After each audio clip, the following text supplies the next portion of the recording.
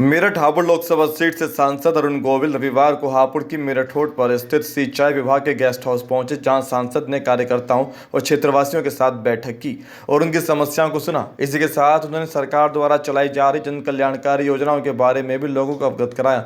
इस दौरान विधायक विजयपाल आरती, हापुड़ जिलाध्यक्ष भाजपा नरेश तोमर, पूर्व अध्यक्ष हापुड़ नगर पालिका प्रफुल्ल सारस्वत, भाजपा नेत्री अलका नीम, सांसद प्रतिनिधि विनोद गुप्ता, सांसद प्रतिनिधि अशोक बबली, भाजपा नेता अमित शर्मा आदि मौजूद रहे। इस दौरान सांसद ने कहा कि ऑपरेशन सिंदूर में जो करना था वो कर दिया, पाकिस्तान को उसी की भाषा में जवाब दिया गया है। हाँ, ये कई दिन से एक्चुअली चल रहा है। इसमें बहुत ज़्यादा जिम्मेदार कोई इस तरह का आरोप जो है ना वो आया नहीं है। पहली बात तो ये कि ऑपरेशन सिंदूर से हमने जो करना था वो हमने कर दिया, ठीक है ना। अब एक बात और भी है कि एक व्यक्ति को हमने या एक देश को हमने ऑलमोस्ट उसकी जगह हमने दिखा दी है। अब पहली बात तो खेल है। खेल में नॉर्मली ये कहा जाता है कि उसको खेल भावना से खेलना चाहिए, उसमें दुश्मनी नहीं होनी चाहिए, लेकिन जो उसने किया था पाकिस्तान ने, उसका जवाब भी हम उसे दे चुके हैं। तो दो बातें होती हैं, या तो हम उसी बात को, उसी चीज़ को हम खींचते रहें, अंत तक ले जाएं हम उसको, या ये है कि वो जो काम था वो हमने पूरा कर दिया, ख़त्म कर दिया, अब हम उसको कूल डाउन भी कर सकते हैं। तो कोई भी जिम्मेदार बयान जो है ना वो इसके लिए नहीं आया है। तो मुझे नहीं लगता कि इस समय, और या फिर पूरे देश से कोई एक आवाज़ उठे। अगर पूरे देश से आवाज़ उठती कि नहीं भाई ये नहीं होना चाहिए, तो नहीं होना चाहिए। या हमारे भारतीय जनता पार्टी की ओर से भी अगर ये आवाज़ आती कि नहीं होना चाहिए, तो नहीं होना चाहिए। लेकिन पूरे देश से ये आवाज़ नहीं आई है, ये एक आध जगह से कहीं आई है। इसका मतलब ये है कि इस पर बहुत ज़्यादा आप ये पर्सनल व्यू भी हो सकता है किसी का। पूरे देश का व्यू मुझे लगता नहीं है कि इस समय ये है।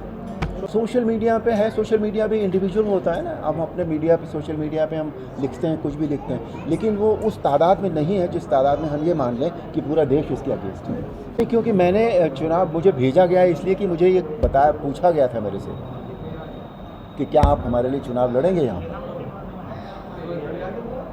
अगर मुझे, पहली बात तो है कि मैं आपको सच बताऊँ, मुझे सन 88 से ऑफ़र होता रहा। पहले दूसरी पार्टी करती थी, फिर यहाँ से भी ऑफ़र आया।